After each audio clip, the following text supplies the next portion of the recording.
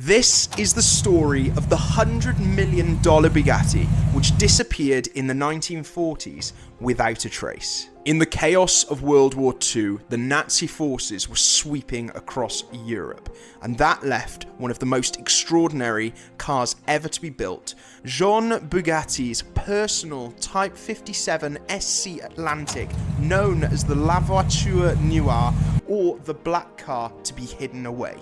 This car was loaded onto a train for Bordeaux, and although the train arrived, the car never did. This opens up the story. Was it destroyed? Was it stolen? Or is the world's most valuable car still out there for me or you to find? Today, we'll uncover the Type 57 Atlantic and why it was so special, the compelling theories of where it went, and so much more. And why collectors still whisper about this car 80 years later. And just when you've heard it all, we come in with one of the most surprising and stranger turns to this story. In the spring of 1940, German troops stormed through Belgium and the Netherlands. Paris fell within weeks, and a wave of panic spread across France. Families packed what they could, their small valuables, and they headed out into the countryside, desperate to protect their valuables.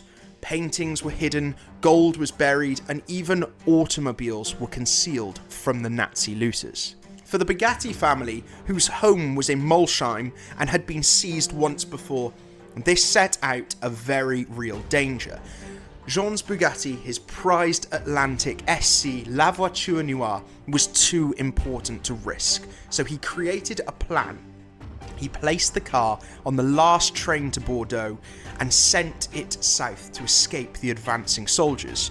That's the last moment in history where its location was confirmed, and from there, silence. So this is where our legend begins. Unlike most cars of this era, the Atlantic wasn't just transport, it was art on wheels. It was synonymous with design, sculpture, artwork, and elegance. Jean Bugatti drew inspiration from the 1935 Aeroleith. The body panels were made out of magnesium, meaning it couldn't be welded, so it had to be riveted together. This gave you the synonymous dorsal fin or spine that ran the whole length of the car, because it had to be riveted together. Now, later cars ended up being made out of aluminium, but they kept the design because it looked like something out of a fighter jet, and well, was just pure drama. SC stood for Surbass, or could have been seen as lowered or compressor, which effectively is superchargers today. This car left the factory with 200 horsepower, meaning it had the same horsepower as a race car of its day. Only 4 Type 57 Atlantics were ever built. 3 of those still survive in museums and owned by billionaires, and the 4th being Jean Bugatti's personal La Voiture Noire. Experts say if this surfaced today, it could be worth north of $100 million, making it most likely the most expensive car ever to sell. And with a history like this, well, I believe it should be. Historians agree that the car did leave heading south, but after that, there's no records of any delivery, meaning no photos, no eyewitness accounts, no paperwork, and a gaping hole in its history. That silence has fueled decades of speculations, and here's where the theories start spiraling, from the reasonable to the downright fantasy. Hidden treasure. One of the most popular ideas about this car is that it was quietly unloaded before reaching Bordeaux. That could have been a heist, or rather by Jean Bugatti's personal wishes. It could have been hidden away, buried in a barn, bricked up behind a stone wall, or even just hidden on a rural estate. Walking into one of these old buildings and pulling back the tarp is the most romanticised idea of a barn find. And well, if that barn find was the most expensive car in the world staring back at you, it sounds insane. But it could well be possible. The next is Nazi capture. There's always the concept that effectively this could have been taken by the Nazis, looted and taken back to Germany. Now, there's a good chance in doing this that with the other art, jewellery and artefacts, if it was taken back to Germany, it could well have vanished during the Allied bombings. This theory is bleak, but also very plausible. Then, the secret escape. The idea that's romanticised by car lovers and art dealers across the world. The idea that effectively this car, the La Voiture Noire, could have escaped altogether, smuggled across borders disguised under another identity, maybe even rebodied. Some even said that this car could even re-exist rebodied and be surviving in plain sight? Could we have even seen it without knowing it? Unlikely, but then the realism sets in. The tragic demise. There's the idea that the most heartbreaking end to this story is probably the most viable. That train itself being bombed on the way to Bordeaux, reduced to scrap and ash before anyone had even realised that it was lost, and in the chaos of war destroyed millions of lives and a death of a car.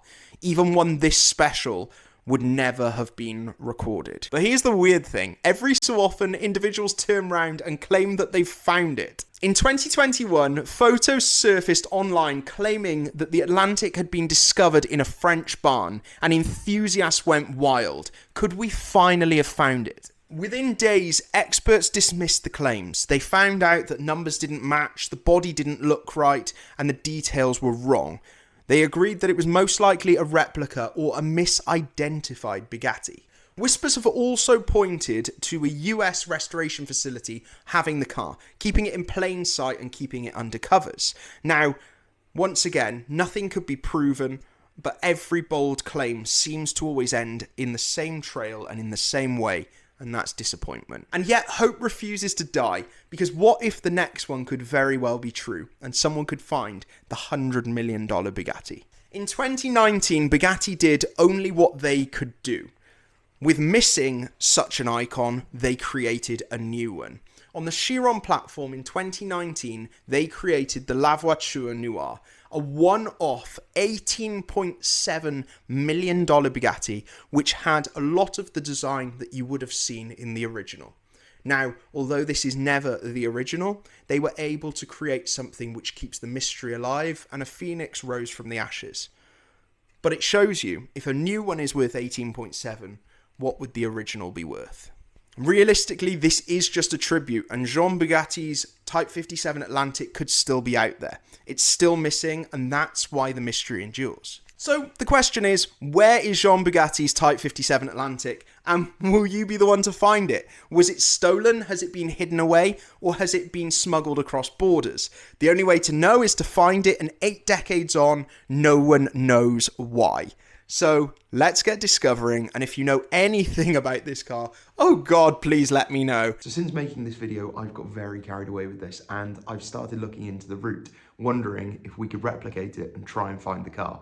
Obviously, the likelihood is pretty low, but let's have a little look at the map and realise how far this car travels. So here is a map of France. So obviously what we've got over here is effectively Strasbourg. Now, Molsheim is just outside of Strasbourg. It's somewhere around here.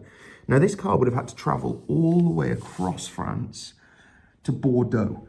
Now, Bordeaux is over on this side. So just to give you an idea of perspective, here is where it should have ended, by here, and it started over here.